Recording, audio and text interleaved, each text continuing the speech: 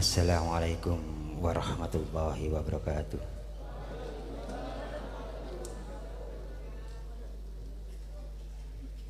Alhamdulillahilladzi arafana nafsahu wa lam yajrukna umnya qalbi wa jalana min ummati Muhammadin sallallahu alaihi wasallam min ahli khair min ahli taqwa wal istiqomah. Asyhadu an la ilaha illallah wa la syarika lah wa asyhadu anna Muhammadan abduhu wa rasuluh. Allahumma salli ala sayyidina Muhammadin al-fatih lima uqliq wal hatim lima sabab an-nasiril haq bil haq wal hadi ila siratikal mustaqim wa ala alihi haqqi qadri mabda'adim. Amma ba'd. Para hadirin muhtaram, para alim, para ulama, para habaib, para masyayikh, para kiai, para ustadz, wabil khusus yang kami hormati panitia sekaligus pengurus takmir Masjid Al-Mukarromah. Semoga semuanya selalu dirahmati Allah.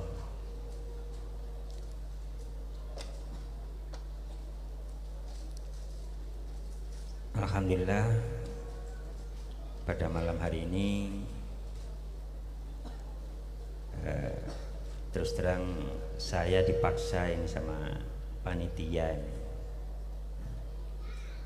untuk membacakan manaqibnya dari beliau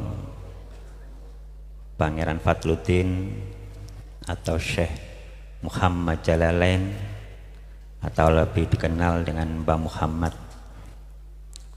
Dan termasuk ini ada pesanan lagi supaya menyampaikan manaqibnya dari Mbah Yai Mukti. Jadi ngerangkep sekalian ini.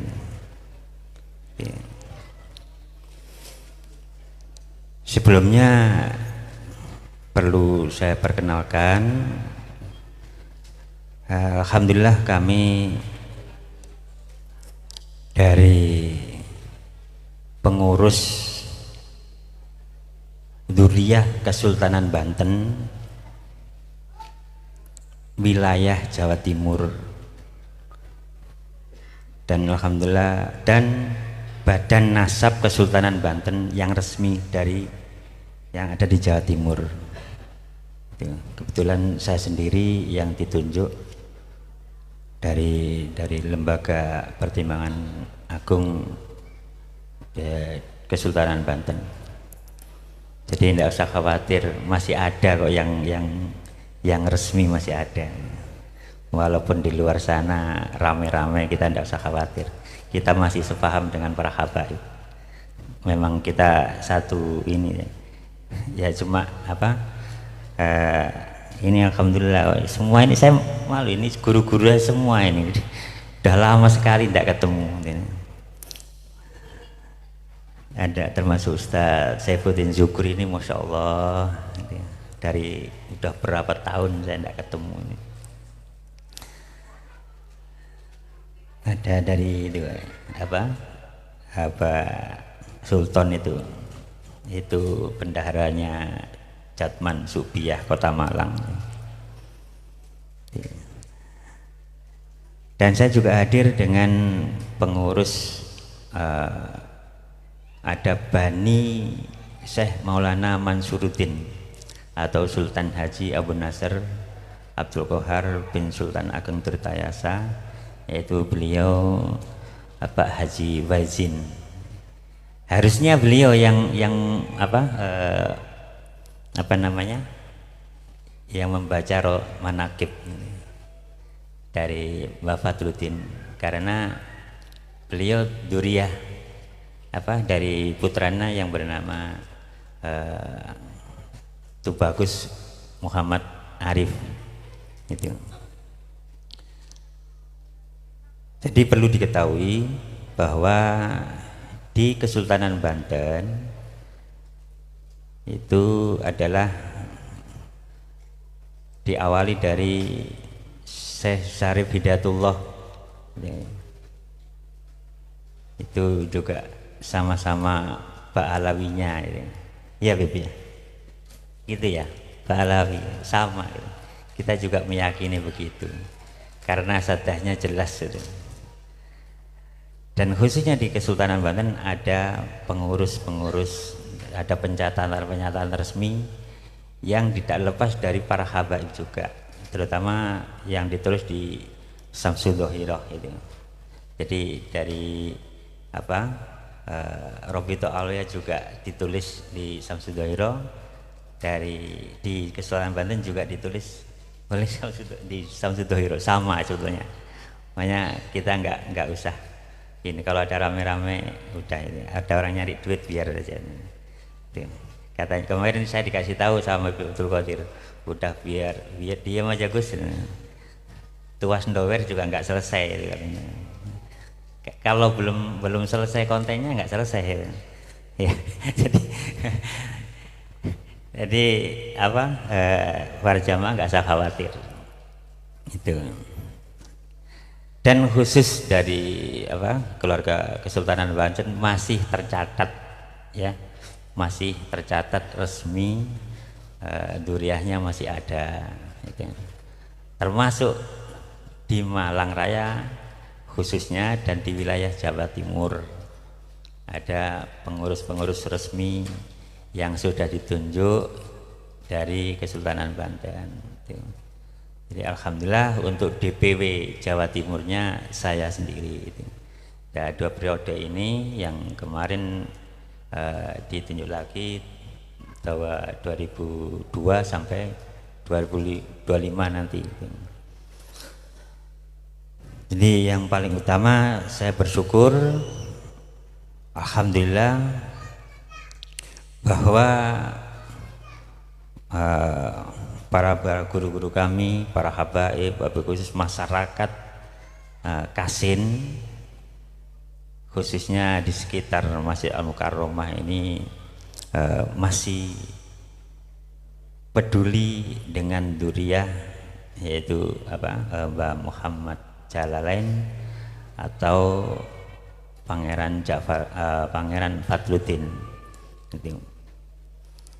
Jadi kami mengucapkan atas nama Duriat Kesultanan Banten mengucapkan banyak-banyak beribu terima kasih dan juga minta maaf karena belum bisa berkontribusi yang sebagai mestinya, karena selama ini juga masih datangnya masing-masing. Sebenarnya dari dulu juga datang, cuma masing-masing gitu ya. Itu alhamdulillah. Kalau di Kesultanan Banten itu duriah itu yang laki-laki disebut tubagus, itu jalur laki-laki. Jadi kalau bukan jalur laki-laki disebut tubagus ya nggak bisa, nggak bisa ngawur, nggak bisa seenaknya itu. Jadi ada gelar tubagus atau ratu bagus itu. Ada mungkin lagi yang disingkat TB itu biasanya sudah jauh bertautan dengan kesultanan, biasanya ada sampai TB gitu.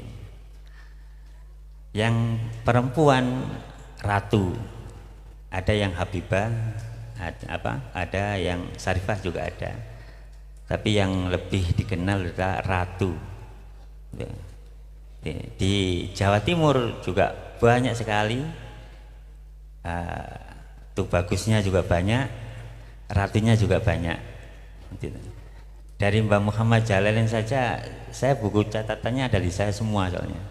Jadi saya tahu yang mana yang asli tubagus sama yang enggak saya tahu, karena catatannya ada di saya. Itu.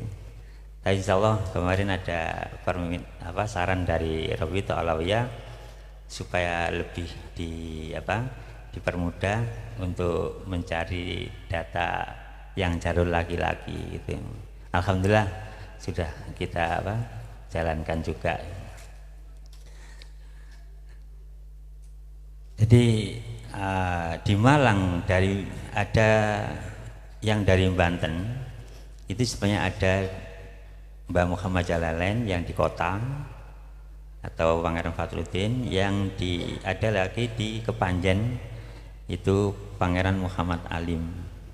Itu jadi di Kauman juga, di sana di Kauman, di belakang Masjid Kauman. Bahkan di sini ini cikal bakalnya itu kalau saya tahu dari sejarahnya itu ini tanah perdikan ini. Ini tanah perdikan. Tanah perdikan itu hadiah. Tanah hadiah. Saya kecil dulu sering diajak ke sini sama paman. Gitu. Jadi masih banyak tanah kosong. Makam di belakang juga masih banyak sekali. Itu. Cuma sekarang banyak yang ditutup bangunan.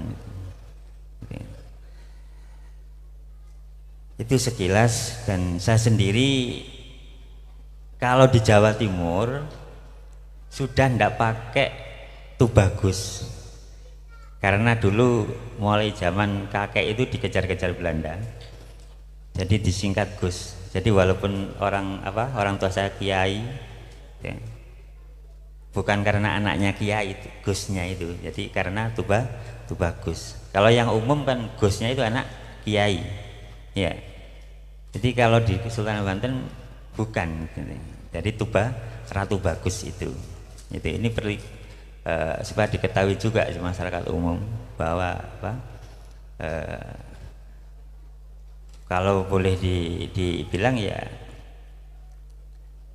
cuma bedanya karena kita nggak pernah tampil di umum langsung menunjukkan di hati diri itu, jadi kita kurang dikenal, itu aja.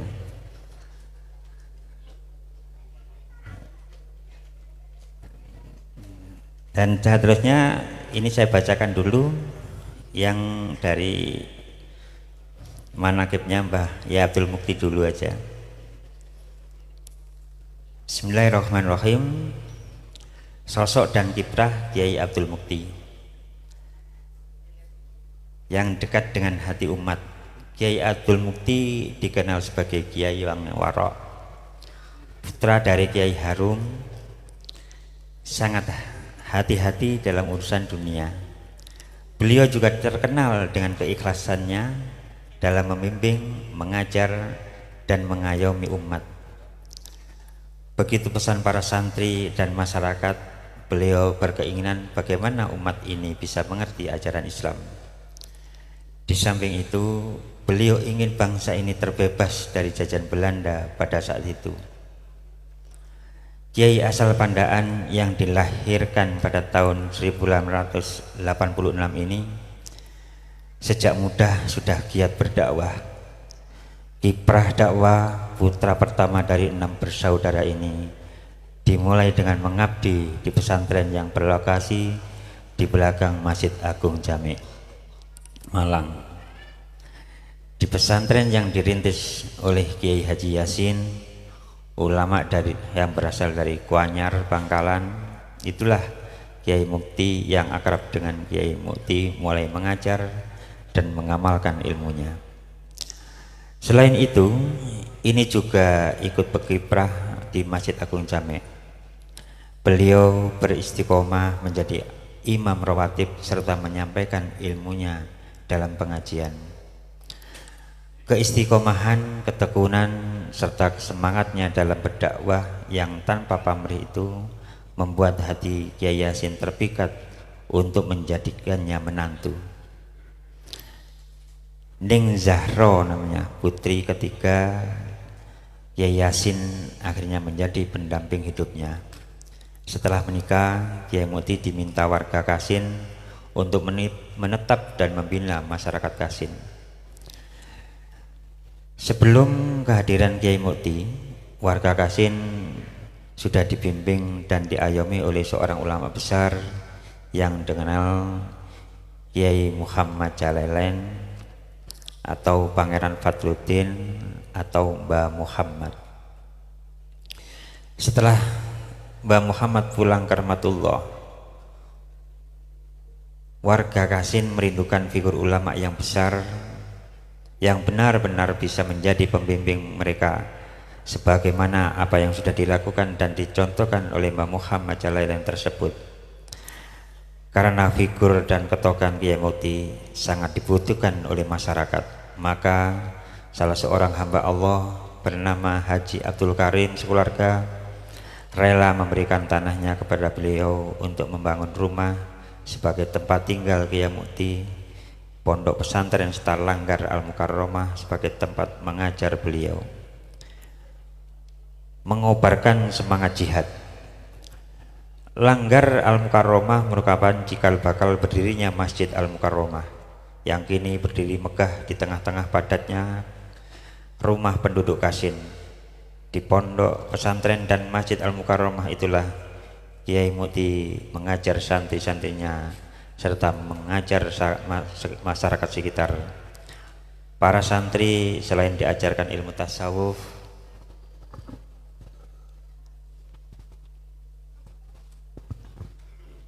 mereka juga diajari ilmu fikih dengan rujukan kitab-kitab klasik, kitab kuning yang hingga kini masih disimpan rapi oleh ahli warisnya. Menariknya, selain ada orang yang nyantri untuk belajar ilmu agama, ada juga santri yang datang karena ingin digembleng dengan meminta doa-doa atau wirid. Umumnya mereka ini adalah para pejuang. Mereka jauh-jauh datang untuk meminta doa terlebih dahulu kepada Kiai Mukti yang memang terkenal dengan doa dan wirid-wiridnya, termasuk hizib atau kumpulan doa khusus yang disusun oleh ulama-ulama tertentu sebelum berangkat ke medan pertempuran. Sebagian besar tentara Indonesia yang bergabung dalam barisan Hizbullah selalu minta doa restu dan gemblengan pada Kiai Mukti agar mereka mempunyai keberanian dan diberikan keselamatan oleh Allah dalam pertempuran. Menurut almarhum Haji Umar Maksum pernah menerima tanda kehormatan bintang gerilya dari Presiden Soeharto pada 15 Desember 71. Beliau adalah mantan komandan pertempuran Hizbullah Jawa Timur. Pada tahun 1945, Bung Tomo, penggerak pertempuran 10 November di Surabaya, sempat sowan dan minta gembleng kepada Kiai Mukti waktu itu. Oleh Kiai Mukti, Bung Tomo diberi wirid dan diberi air minum serta dibekali dengan bambu runcing. Kedekatan almarhum Haji Umar Maksum dengan Kiai Mukti tidak hanya sebatas antara guru dan santri, tapi juga ada hubungan kekerabatan itu. Oleh karena itu, Kiai Muhammad Syifa, adik kandung Kiai Mukti, menikah dengan ibunya Siti Rohmah, adik kandung almarhum Haji Umar Maksum. Pasangan suami istri kemudian merintis berdirinya Pompes, Pondok Pesantren Nurul Ulum, Kacuk Kebonsari. Dari pernikahan ini mereka mempunyai 2 putra, yakni Muhammad Syifa, Fauzi Syifa, dan Khalila Syifa yang kini menjadi istri Gus Ahmad Suyuti Dahlan. Beliau sudah almarhumullah, semoga dirahmati Allah. Pernah suatu ketika, sewaktu Kiai Mukti sedang menggembleng sekitar 1 kompi atau sekitar 100 tentara di pondoknya, tiba-tiba tentara Belanda datang untuk menangkap mereka. Mengetahui hal tersebut, Kiai Mukti kemudian mengumpulkan para tentara yang sedang digembleng itu. Di belakang Masjid Al-Mukarromah, anehnya sewaktu tentara Belanda mencari mereka di pondok, di rumah Kiai Mukti dan Masjid Al-Mukarromah tidak ditemukan seorang pun tentara Hizbullah yang untuk mereka tangkap. Kiai Mukti yang juga pernah menjadi syurah NU Malang ini selalu menekankan agar melakukan ikhtiar dan mencari barokah, tapi tidak perlu ngoyo dalam mencari harta.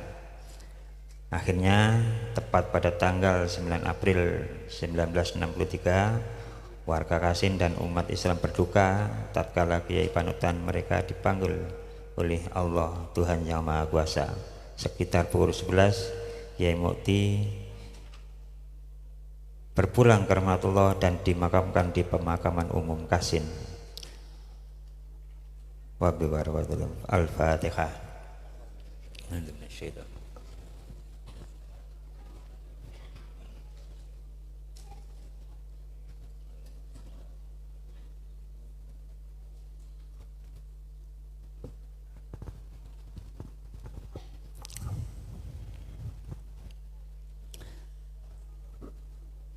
Itulah tadi sekelumit manaqib perjuangan dan sejarahnya Mbah Yai Mukti, sesepuh atau panutan ulama yang ada di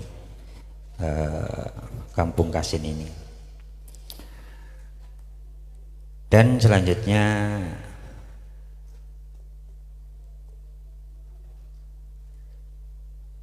manaqib atau sejarah perjalanan Pangeran Fadluddin atau Mbah Muhammad Jalalain.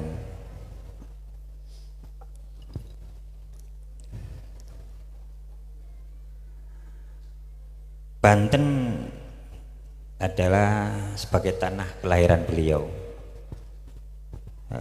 Beliau adalah dari putra mahkota sebenarnya, karena maka beliau digelari pangeran, putra dari Sultan Haji Abu Nasr Abdul Qohar, atau setelah di masa tuanya lebih dikenal dengan Syekh Maulana Mansuruddin. Itu. Kesultanan Banten merupakan salah satu kesultanan besar di Nusantara. Kesultanan Banten adalah kesultanan yang mendapatkan pengakuan dari Khilafah Ottoman. Dari Sultan Banten IV mendapatkan gelar Sultan dari pemerintah Ottoman yang ada di Hijaz. Sejak masa akhir pemerintahan Sultan Ageng Tirtayasa, VOC datang dan Kesultanan Banten mengalami konflik terbuka dengan VOC. Jadi VOC itu dulu seperti perusahaan dagang. Jadi karena keserakahannya akhirnya ingin menguasai.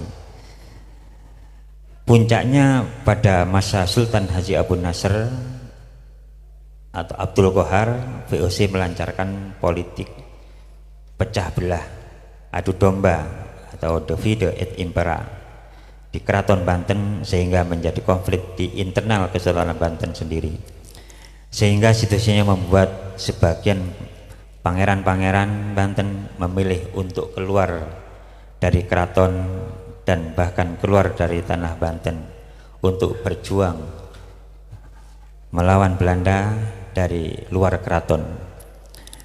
Salah satu pangeran tersebut adalah Pangeran Fadluddin bin Sultan Haji Abu Nasr Abdul Qohar beserta anak-anaknya dan ada salah satu cucu dan saudara-saudaranya. Jadi rombongan keluar dari Banten itu rombongan. Keberadaan Pangeran Fadluddin di Kota Malang dan jalur dakwah beliau. Keberadaan Pangeran Fadluddin di Kota Malang tidak dapat dipisahkan dari strategi penyebaran Islam di Nusantara waktu itu. Jadi belum Indonesia, masih Nusantara. Menurut cerita yang berkembang di masyarakat, Pangeran Fadluddin atau yang dikenal dengan Mbah Muhammad Jalalain adalah seorang ulama besar pada zamannya yang turut berjasa menyebarkan dakwah Islam di Malang Raya. Namun banyak masyarakat Malang yang belum mengetahui apalagi mengenal sosok beliau. Mbah Muhammad berasal dari tanah Banten yang menyebarkan agama Islam di daerah Malang dan sekitarnya atas perintah dari kakak kandungnya, yaitu Pangeran Muhammad Thohir, atau nama lakopnya Sam Tasmidin atau Kiai Mukhtar, yang ada di Tebu Seren waktu itu. Jadi Mbah Muhammad memiliki garis keturunan dari Sultan-Sultan Banten. Pada tahun 1750, Kesultanan Banten dipimpin oleh Sultan Syarifuddin. Beliau ini adalah Sultan Wakil. Menurut Babat Pakulonan, terjadi eksodus besar-besaran ke wilayah timur atau wilayah Mataram. Jadi di antaranya Pangeran Fadluddin beserta saudaranya meninggalkan Banten dan pergi ke timur. Dan perjalanan dari Banten ini ke arah timur melalui jalan Jasinga Bogor. Akhirnya ada yang tinggal di sana, yaitu Pangeran Kesatrian atau Muhammad Abu Soleh, atau lebih dikenal dengan Syekh Abdullah. Nah, sekarang makamnya bersebelahan dengan Syekh Yaman atau Toha bin Yahya. Di sana banyak Fam bin Yahya ada di makam Garisul namanya, garis kesultanan di daerah Jasinga Bogor Barat. Sebetulnya Syekh Pangeran Fadluddin dan saudara-saudaranya itu keluar itu sejak zamannya abahnya, yaitu Sultan Haji Abu Nasr, yaitu ke daerah Pandeglang Cikaduen. Setelah itu berangkat ke Mekah dulu karena dari Dzurriyyah Kesultanan Banten mayoritas bergurunya rata-rata di Syekh Mekah dan Madinah.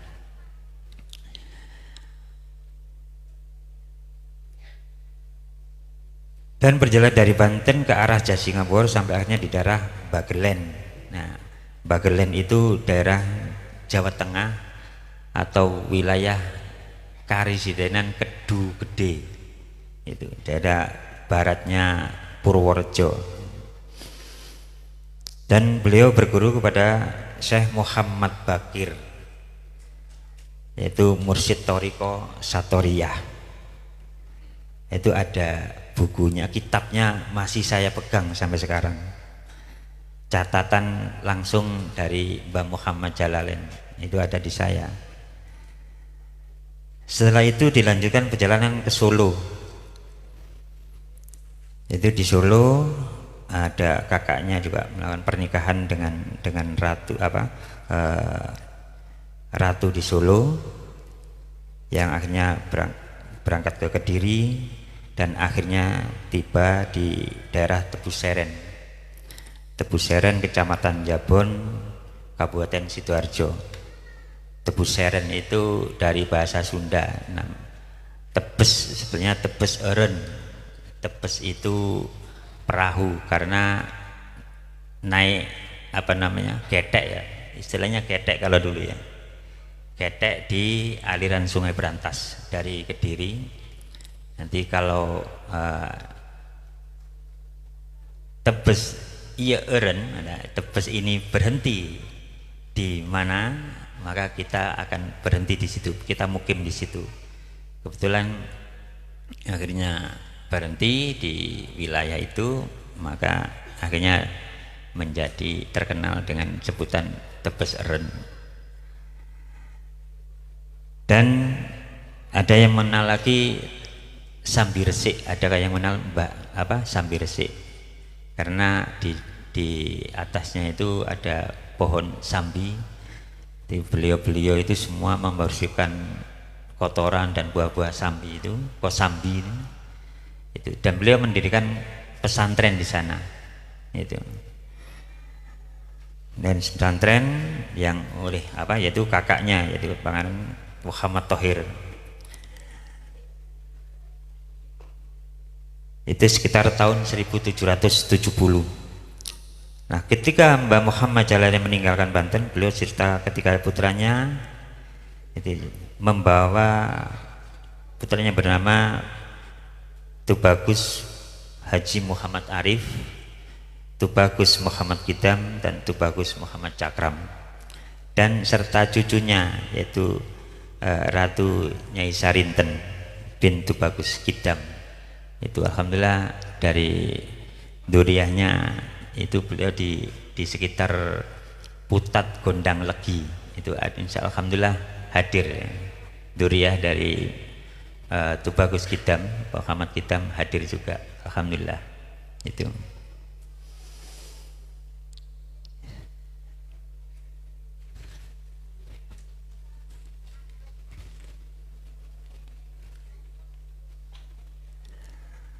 pada akhir tahun 1777 Pangeran Muhammad Thohir menugaskan adik-adiknya yaitu Pangeran Ja'faruddin ke daerah Pasuruan, daerah Warungdowo, Pangeran Fadluddin atau Mbah Muhammad, dan Muhammad Alim ke wilayah Malang. Dan Pangeran Muhammad Fadluddin menetap di Kasin sekitar tahun 1779 dan punya murid yaitu Kanjeng Surgi atau Raden Noto, siapa itu? Bupati pertama Malang. Jadi di sini awal Bupati pertama Malang yang makamnya di pemakanan Geribik Hadiningrat. Jadi Kanjeng Surgi itu bukan Ki Ageng Grebek, karena Ki Ageng Grebek ulama sebelumnya. Mbah Fadluddin mempunyai anak yaitu Haji Muhammad Arif Ketip Tibanom, memiliki ada dua istri yang ada di wilayah Kepanjen dan di Kediri. Terus Mbah Muhammad Kidam di Gondalegi, Muhammad Cakram itu daerah Sumbersari Malang, Muhammad Slamet Penghulu Kepanjen, Muhammad Ismail di Tanjung. Tapi yang terbanyak di sini dari Muhammad Arif dan Mbah Muhammad Slamet. Kalau yang lainnya banyak di luar. Peninggalan beliau, salah satu peninggalan beliau dan saksi bisu perjuangannya adalah makam beliau. Jadi makam di belakang ini adalah betul-betul dan soheh makamnya seorang ulama besar yaitu Pangeran Fadluddin atau Syekh Muhammad Jalalain. Dan peninggalan yang lain adalah kitab-kitab yang ditulis tangan beliau. Dan juga ada pusaka-pusaka sebenarnya. Tapi di saudara-saudara saya masih ada itu. Kitabnya banyak sekali. Tapi yang paling utama disebarkan adalah tentang Thoriqoh Satoriyah yang bersih tentang ajaran hakikat iman, hakikat tauhid, hakikat makrifat, dan hakikat Islam. Dan sanad ilmu yang bersambung secara tertib sampai Kanjeng Nabi Muhammad Shallallahu Alaihi Wasallam. Dan termasuk Thoriqoh Satoriyah adalah satu Thoriqoh Mu'tabaroh. Beliau mendapatkan sanad kemursidan Thoriqoh Satoriyah yang terang dari Nabi Muhammad Shallallahu Alaihi Wasallam kepada Sayyidina Ali bin Abi Thalib Karwajah dan Sayyidina Husain Asyahid, pada Sayyidina Zainal Abidin, pada Imam Muhammad Al-Baqir, pada rohaniya Imam Ja'far Shadiq, pada rohaniya Sultanul Arifin Abu Yazid Abu Bustami, Syekh Muhammad Maghribi, Syekh Arabi Yazid Al-Iski, Kutub Maulana Rumi Abu Mutabar Atus, Kutub Abu Hasan Abu Ja'far Al-Urkhan, Syekh Hudkul Ma'warin Nahar, Syekh Muhammad Asik, Syekh Muhammad Arif, Syekh Abdullah Asy-Syatori, Imam Qadi Asy-Syatori, Syekh Hidayatul Salamat, Syekh Haji Uduri, Syekh Muhammad Ghaus Ibnu Khodiruddin, Syekh Wajuddin Al-Alawi, Syekh Sibghatullah Ibnu Ruhullah, Syekh Abu Muwahhib Abdullah Ahmad Ibnu Ali Asy-Syanawi, Syekh Ahmad Ibnu Muhammad Kusasi, Syekh Abdul Rauf Ibnu Ali Asyingkil Aceh, Syekh Abdul Muhyi Pamijahan As-Safarwadi, Syekh Muhammad Bakir Kedu Gede, dan sampai ke Syekh Muhammad Jalalain. Di keterangan di kitab itu Mbah Jalalain itu Syekh Muhammad Jalalain Tebuseren Fat Kasin Malang. Untuk mengenang jasa-jasa beliau, warga Kasin dan sekitarnya rutin mengadakan haul dan setiap tahunnya melaksanakan setiap minggu ketiga bulan Rabiul Tsani atau Ba'da Maulud. Dan alhamdulillah malam ini juga silsilah dan nasab beliau, Pangeran Fatluddin atau Muhammad Jalalain adalah putra keempat dari 10 bersaudara. Berdasarkan catatan Ayib Ismail Ba'abud, Ayib itu kalau di Jawa Barat, di Banten itu Habib, jadi lebih dikenal dengan Ayib itu ya, Ayib. Ayib Ismail Ba'abud yang dikutip dalam kitab Nasab Samsul Dhuhiro halaman 567 dan juga manuskrip yang dimiliki oleh keluarga keturunannya adalah beliau Pangeran Fatluddin atau Mbah Muhammad Jalalain bin Sultan Haji Abu Nasr Abdul Qohar bin Sultan Ageng Abdul Fatih Abdul Fattah Tirtayasa bin Sultan Abdul Ma'ali Ahmad Kenari bin Sultan Abdul Mafakir Mahmud Abdul Qadir bin Maulana Muhammad Nasiruddin bin Maulana Yusuf bin Maulana Hasanuddin bin Maulana Syarif Hidayatullah atau Sunan Gunung Jati Cirebon, dan naik terus sampai hingga Al-Imam Abdullah Asmad Khan bin Abdul Malik bin Alwi Amul Faqih yang merupakan keturunan Nabi Muhammad dari jalur Imam Husain, sama dengan para habaib-habaib yang ada di sekitar kita. Jadi Pangeran Fatluddin memiliki saudara, yang pertama Adipati Ishaq, Abdul Mahasin. Nah, kebetulan sanad saya, jadi nasab saya secara garis laki-lakinya bukan ke Mbah Muhammad Jalalain tapi Abdul Mahasin. Jadi Mbah Muhammad Jalalain dan Mbah Muhammad Thohir atau Pangeran Muhammad Thohir itu garis perempuan gitu. Terus Pangeran Fatluddin atau Samdudin atau Syekh Muhammad Jalalain, Pangeran Ja'faruddin di Pasuruan Walundowo, Pangeran Muhammad Alim Samsudin di Kauman Kepanjen, Nyai Ratu Rohimah, Nyai Ratu Hamimah, Pangeran Kesatrian atau Pengamat Soleh di Jasinga Bogor, dan Nyai Ratu Mumbai di India itu.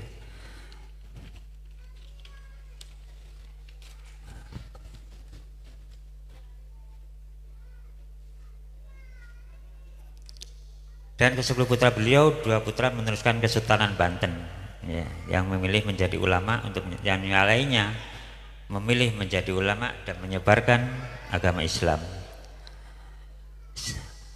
Akan tetapi beliau hidup biasa saja dan tidak menyiarkan dirinya kepada nama besar leluhurnya. Beliau berdakwah dengan segala perjuangan dan keikhlasan sehingga Allah kekalkan namanya hingga hari ini. Alhamdulillah kita sampai malam ini, hari ini kita masih mengenang dan menyebut beliau. Muhammad wafat sudah pada usia tua, jadi sudah 100 tahunan lebih dikit. Beliau wafat pada tahun 1821 dan dimakamkan di belakang Masjid Al-Mukarramah Kasin Malang. Saya kira gitu, semoga manaqib yang sebenarnya singkat tapi juga panjang ini menjadikan pelajaran bagi kita semua. Wallahu a'lam bishawab. Dikeluarkan oleh Forum Dzurriyyat Kesultanan Banten dan Badan Nasab Kesultanan Banten Jawa Timur, Malang, 16 November 2023. Saya kira itu sekelumit biografi atau manaqib dari beliau Mbak Muhammad dan Mbak Mukti.